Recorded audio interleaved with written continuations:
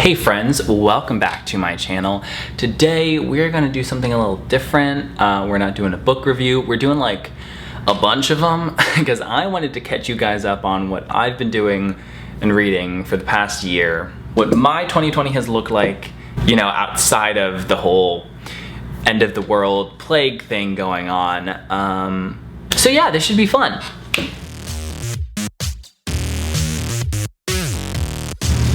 So I started off the year rereading one of my favorite graphic novel series of all time, Locke and Key.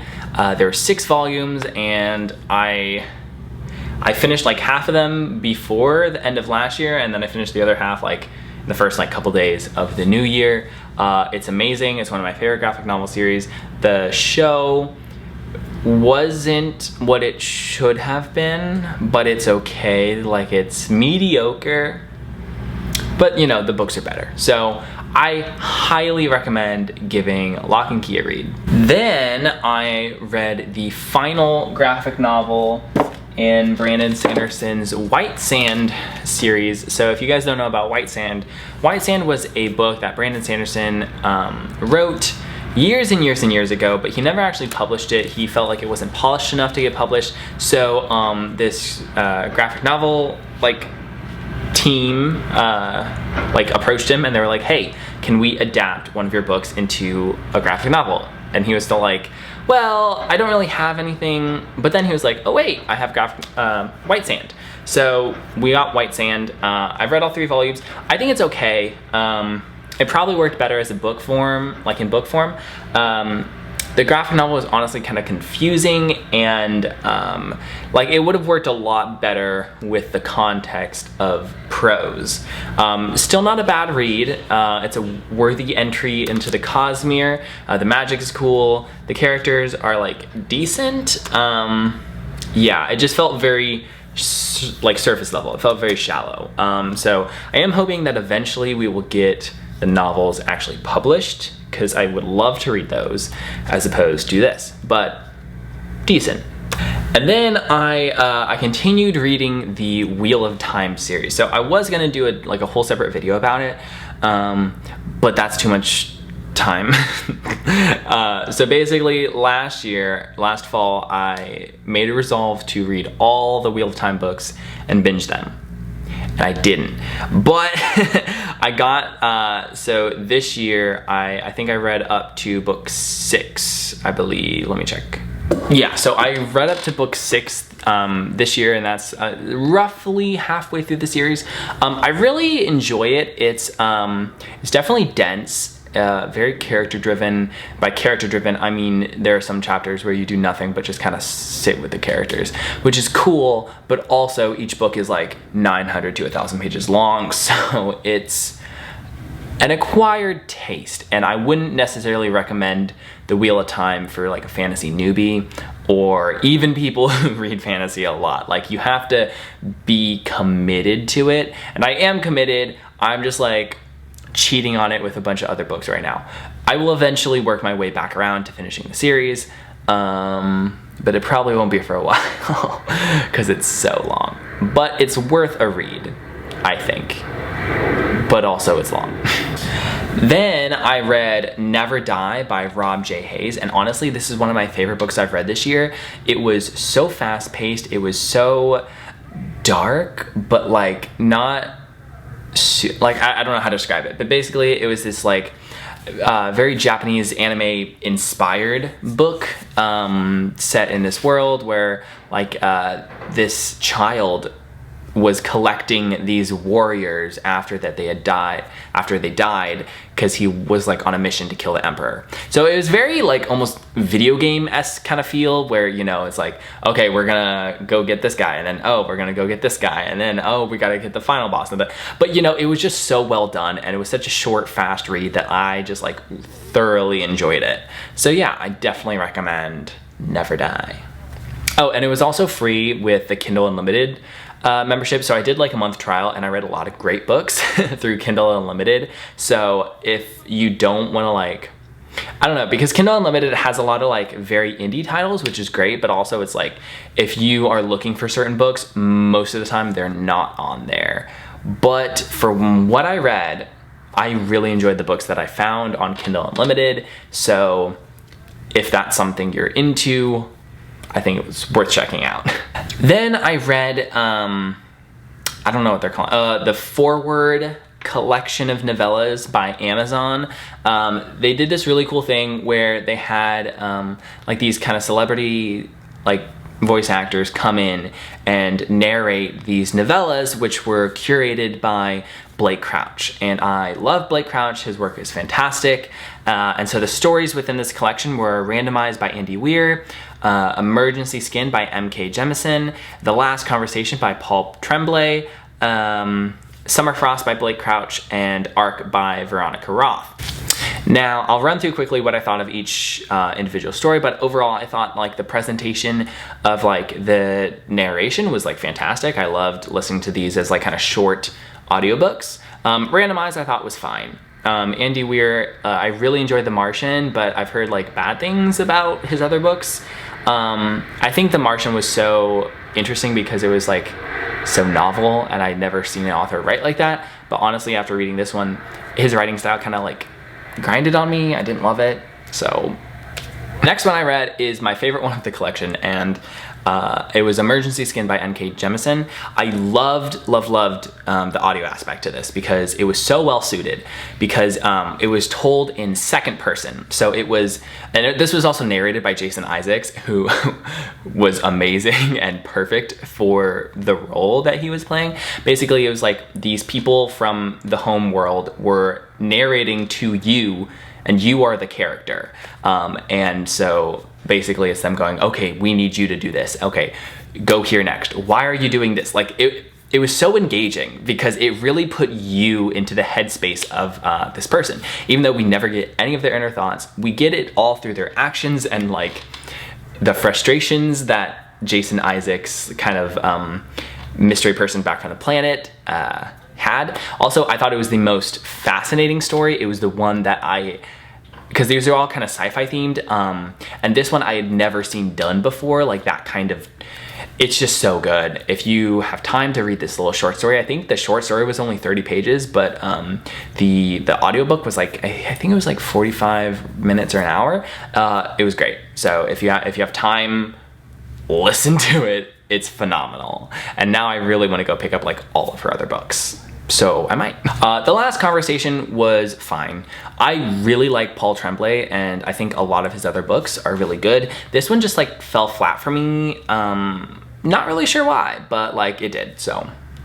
Then Summer Frost by Blake Crouch was, I think, the second best in the kind of collection. Blake Crouch is just a phenomenal author through and through. I've loved everything I've read from him, and this is no exception. I loved it. It was really great. So, yeah, if you like kind of stuff with AIs, this is a good one. And the last one in the collection was Arc by Veronica Roth. This one was very forgettable. I thought it was fine. Like I forgot most about it. I just knew that it was fine. Like that's all I can really remember is that like I was fine with it. So that's all there is to say. I finally have a physical book to show you.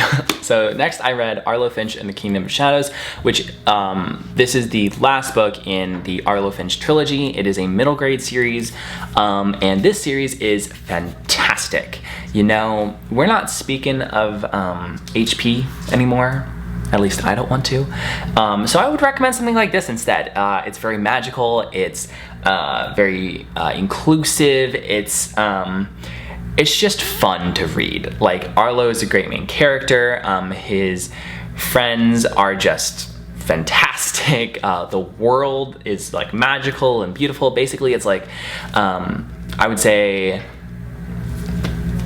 I'm trying to think of another comparison besides The Magical Boy, but I can't. So that series plus like Gravity Falls, I think is like the best comparison I can give to you. Basically Arlo like joins the Scouts, but it's not just Boy Scouts, they're the Scouts, they have girls in them too, and they learn magic, so it's very kind of weird and quirky and cool, and I love the adventures that they went on, and this was a fantastic conclusion to the trilogy. So read this series. I gotta hurry because I have class in like 15 minutes, but like I want to get this video out to you guys. Oh my god. Okay, so the next trilogy I read the Pines trilogy, the Wayward Pines trilogy. I had actually watched the show of this years ago. I thought it was pretty good. It was supposed to be a miniseries, and so it like ended, but then they like brought it back for like a second season for like no reason, and then it like, anyways. The premise is really cool. Basically this FBI agent like wakes up in the town. He like doesn't know how he got there, and everybody's acting really weird, and it's just, the twists are so good. It's a great mystery thriller horror kind of like, I don't know, I don't really know how to describe it without giving everything away, but like it's a great series by Blake Crouch. So he has proven himself time and time again to be an amazing author. So if you want a taste, this is a perfect trilogy to do so. Then I dipped my toe back into some manga. I reread the To Your Eternity series, or as it's known in Japan, I think it's called To You the Immortal. But To Your Eternity basically follows this immortal type character. Well, no, he is immortal, but so he kind of takes on the forms of people he's close to after they die. So it's very, very, very sad, but it's phenomenal. It's by, if you have read or seen A Silent Voice, it's the same author, creator. So it really hits you in the feels, and so I did a reread because I like to reread series like when a new volume comes out.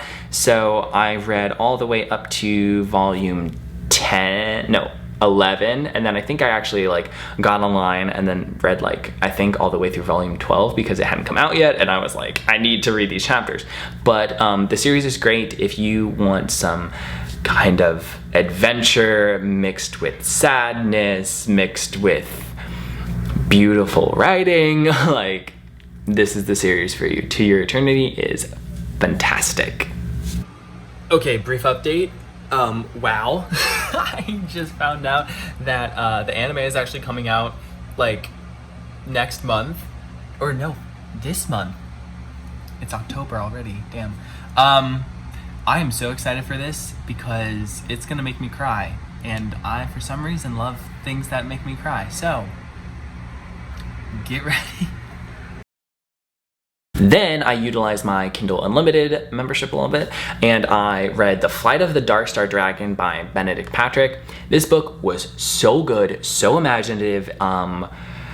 It's probably one of my favorite books I've read this year, and I desperately need a sequel. I know like it kind of ends in a way that like you'd be fine with it as a standalone, but he has confirmed that we are getting a sequel, and I want to see it. Basically, this crew falls into a like inverted ocean type world, and there is a sun at the center, and around the sun sits this like enormous dragon, and the crew has to like traverse these like islands on the floating inverted ocean, and it's just so cool.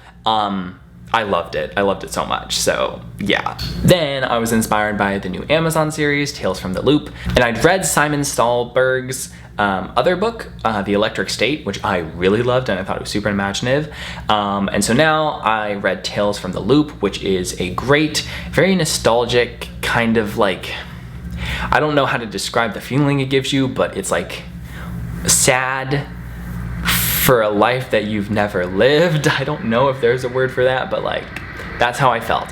And the book was great, and the show is also phenomenal. So Tales from the Loop. I'm sorry, I hate the planes. They aren't the worst. Then I read a satire, Qualityland by Marc Uwe-Kling, and this book was German, I believe, and then it was translated and published in the US, and I loved this book. It was basically a takedown of Amazon and just kind of the mentality of consumerism that our world has, and just kind of like, I don't know, it just had really, really great themes, and also it was really, really funny too. Like, I loved this book. It was just so, like, I was just like constantly like writing down quotes, and the characters are great. Like, it was a satire that I think really stood on its own, and like it wasn't just satire, like it was a good story too. Like, I still think about the characters sometimes. Like it was just a lot of meaning, a lot of great themes. And yeah, it was great. Oh, I forgot to mention the last story in the Forward collection. It was called You Have Arrived at Your Destination by Amor Towles. I really like the concept of this one. Execution was okay, But yeah, this is part of the collection that I talked about a couple minutes ago and I forgot to mention, so bad on me, but there it is. Then I dove in because I only had I think a week or two left of my Kindle Unlimited membership, so I read the entire Yarnsworld series by Benedict Patrick. I love this series. It is it's takes place in this fantasy world, but each book is standalone, which I loved. But if you read them all, you really get a sense of the world, and it was just so good. It was basically dark fairy tales. So think Grimm's fairy tales, but with a little bit more magic. Lots of story inspired tales. I don't know. Okay, that's a weird way to say it, but these tales revolved around a lot about stories and how we consume stories and how they live in us, and I love that kind of stuff. And all of these books were fantastic. There wasn't a single bad one. I think there was one that I thought was more okay than the others, but overall the entire series was great, and I cannot wait for the next entry. Then I read Lovecraft Country by Matt Ruff, and this was a book that made me uncomfortable because I thought it was really good. Overall, I really enjoyed it. The thing that I thought was weird was that this was written by a white man. And I know it's not my place necessarily to say who can write what, because at the end of the day, I really love this book. I really like the stories in it. It's not at the top in my super big favorites or anything, but also I just think it's really fascinating because this is being turned into a show right now. Actually, it's airing, and the show is phenomenal. And they took this book that was written by a white man and they adapted it with a all-black kind of team behind the scenes. And the changes that they've made in the show just fit so much better.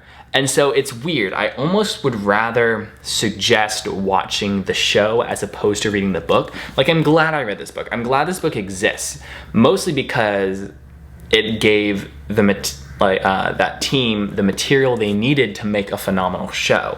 So, do I recommend this book? Yes, but I would also highly recommend watching the show over the book, if that makes sense. I don't know if that makes sense, but that's how I feel. So, then I read the finale to the Nevernight Chronicle, Darkdawn. Took me a second to remember, but it's Darkdawn. Now, this book disappointed me. I don't know what it was necessarily about it that disappointed me, but it just, the charm and because I really liked the first book, I loved the second book, and this book I just was so detached from the characters. And it's weird because I know it's been a while since I read the second book, but it just I don't know, this book felt off. The payoffs felt meh.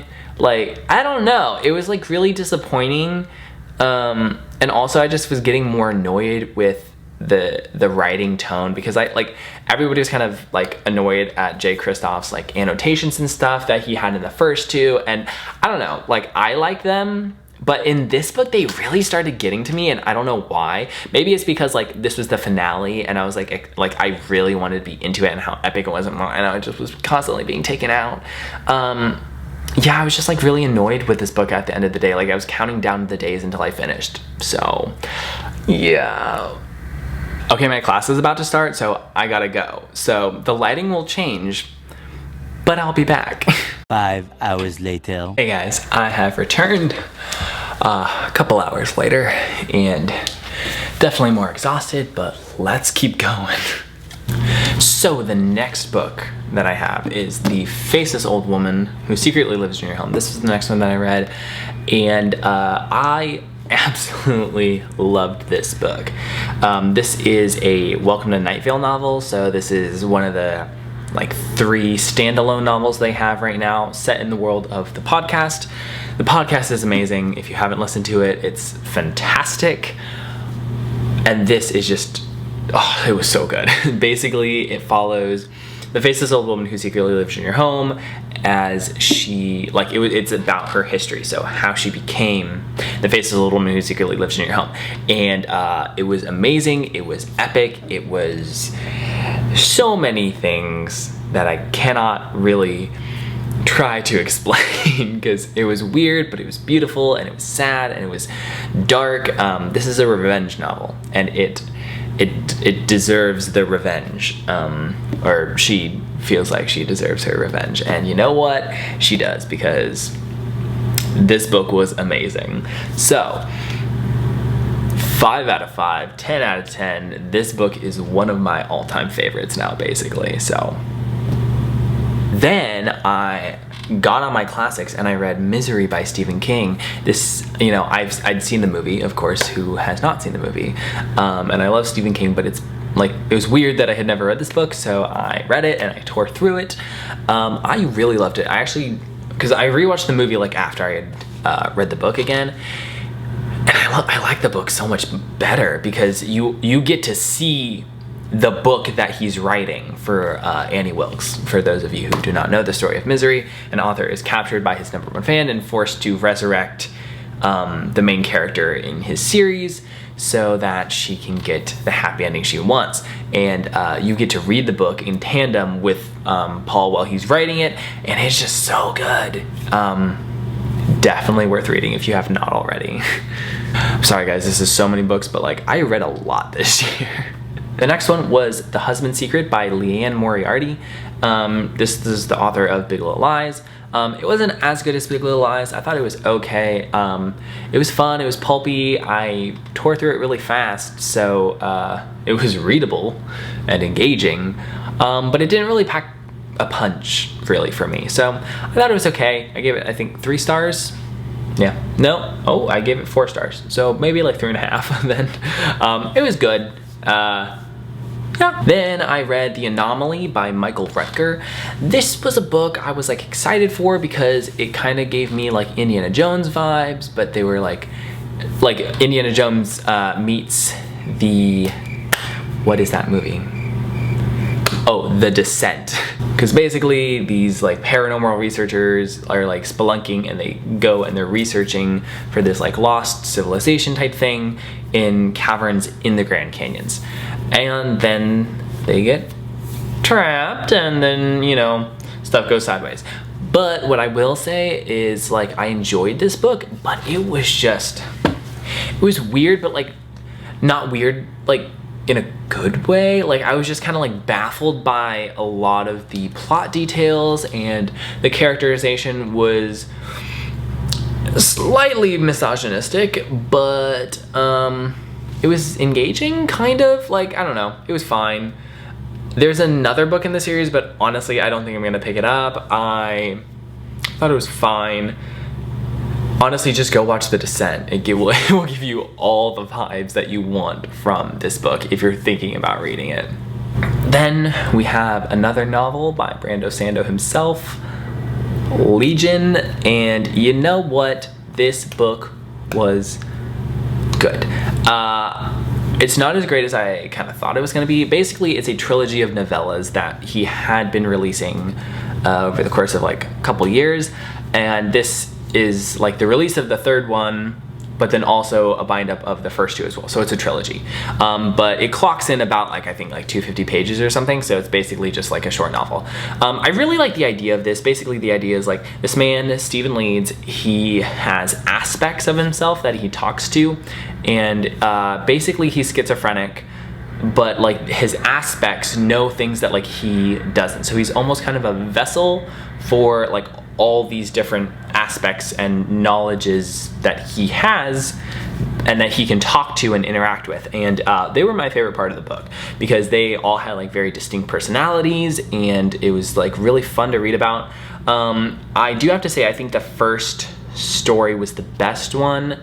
The second one was a little long, and I don't think it needed to be. And then third one I think was good, but like I just wish it had been fleshed out more. Like that's the thing, is like I really fall into Brandon Sanderson's writing and his world, and it was just so brief.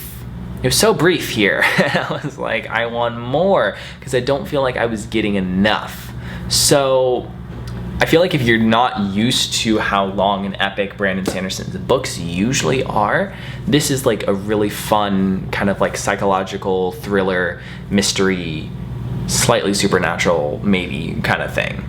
If you want, like, I would recommend it 100% if you think the concept sounds cool, but it doesn't hold up to like some of his other stuff.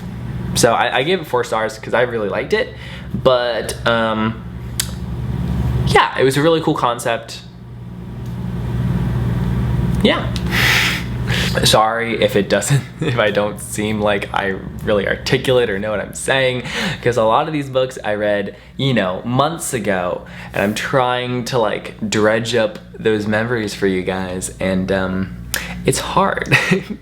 2020 has felt like literally 20 years long, so it's hard to recall those things. Anyway, the next book that I read was Less by Andrew Sean Greer.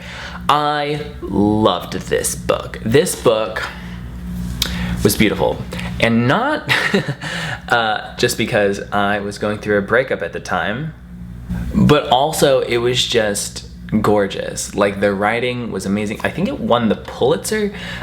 Basically, it's about this aging gay man who he has been invited to the wedding of the, like, basically the only man he's ever loved. And so he's kind of spiraling, and he decides that because he's a writer of kind of like middling renown, and he has like all these kind of invitations like across the world, like, oh, come like teach a like a little course here, like, hey, we would love to have you at this reception. And he's just kind of ignored them all before, and now he's like, send it, let's go. And so he just travels around the world basically to get away from this from the wedding of this guy that he kind of still loves. And it was just beautiful. It was heart-wrenching. It, like, the prose was beautiful and gorgeous, and like, I loved this book. It's probably one of my favorite books of the year. And yeah, like, go read it. It was beautiful. And it was short too, so it was like, it wasn't a huge time commitment, but like, I just like wanted to wrap myself in this book, in the prose, in the characters, because they just, oh, they felt like people. And that's when I love like books when they do that, is they just like, their characters feel like people that I know and can touch and feel and cry with them, because like, this book made me cry. Then I read the phenomenal nonfiction book I'll Be Gone in the Dark. So if you don't know, Michelle McNamara was a journalist, and she, like, her big push in life was she really wanted to know who the Golden State Killer was. And so this is her book about her trying to find and catch him.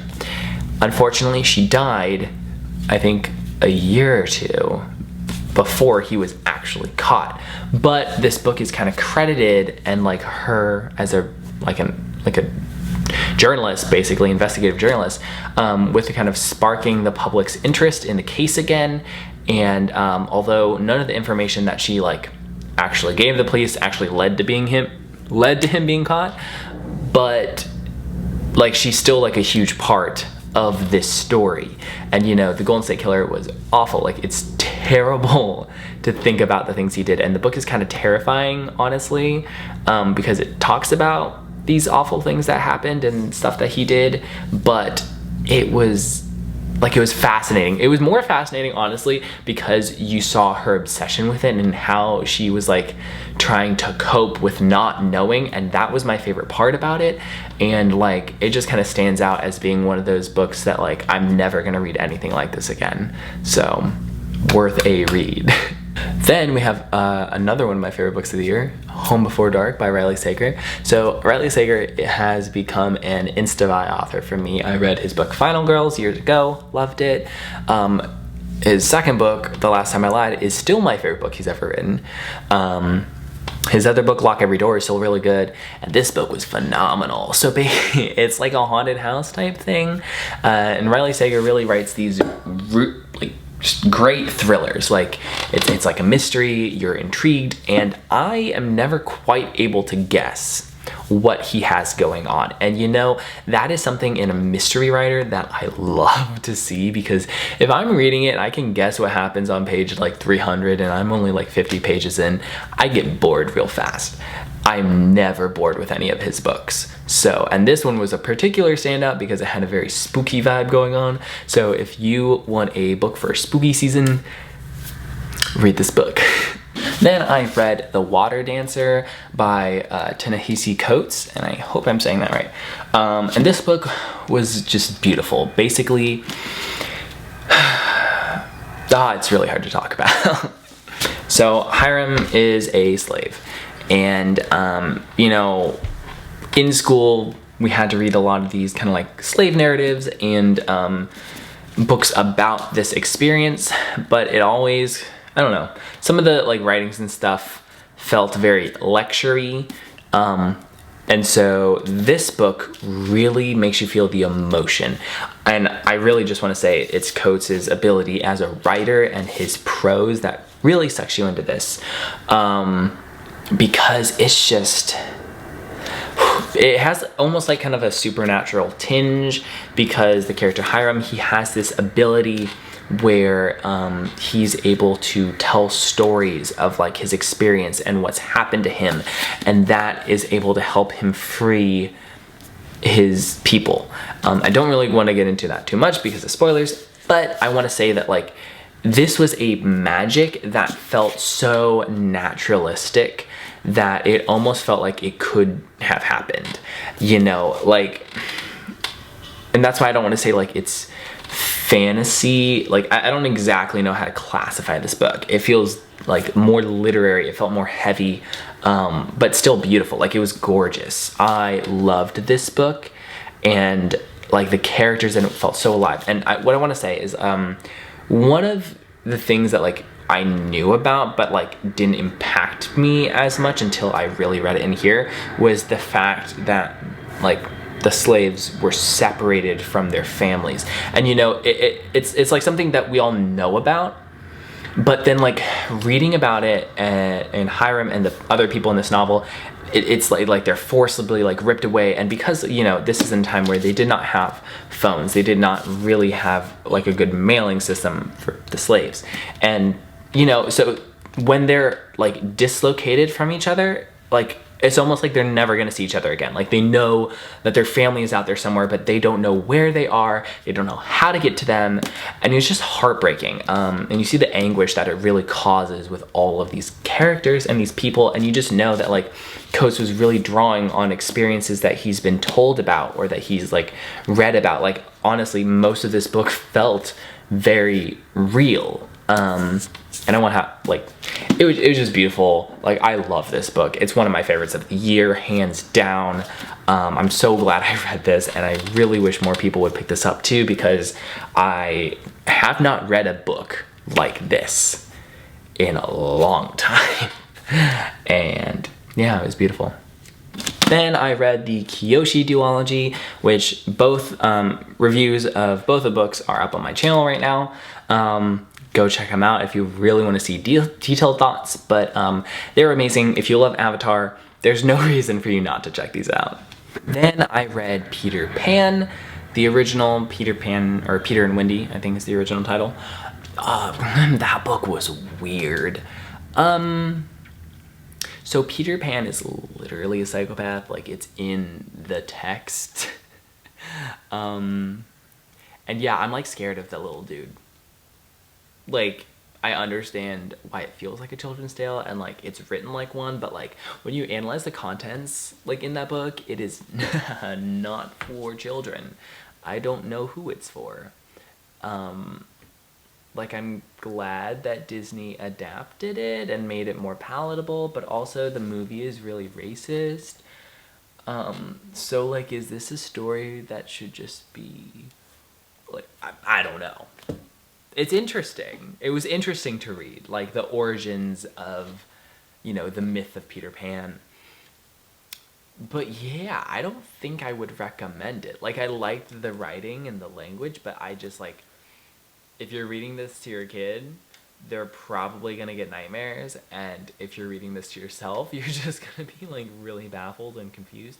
So I don't know, if you feel like you want to, go ahead, but also like I would not read it again. So, and now we're basically caught up to where I am. There are a couple things that I have read that I don't really want to get into because I'm going to put reviews of them up on my channel, so watch out for those. And you know, that brings us to the end of today's video. I'm sorry that there was a lighting change, a mood change, but your boy had class and I didn't want to have an absentee Marc. I don't know what I'm saying. But anyways, yeah, if you liked this video, please give it a thumbs up. And if you want to see more, if you want to see like reviews of the books, the more recent books that I've read, please subscribe because those will be coming very soon. And I have lots of very exciting things in the work for you guys. And I'm excited to share them with you. So I'll see you next time. Bye.